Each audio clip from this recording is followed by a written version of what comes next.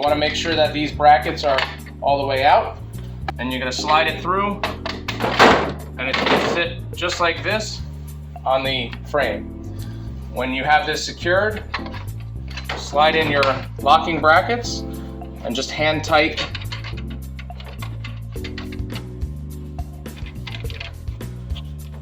You can tighten these up, and now my hand is clear for the next piece, which is for the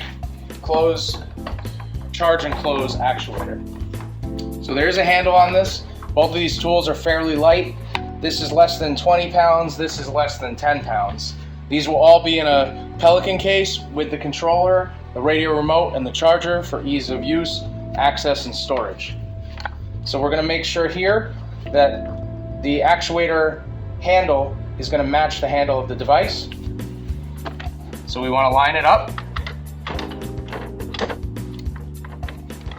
And once we're lined up, we're going to tighten down these bolts here. Hand tight. And hand tight. As we mentioned before, this is a free moving gear, and you can see the collar is not engaged, and we're going to want to bring it up a little bit to the point where it's not able to move and it's engaged.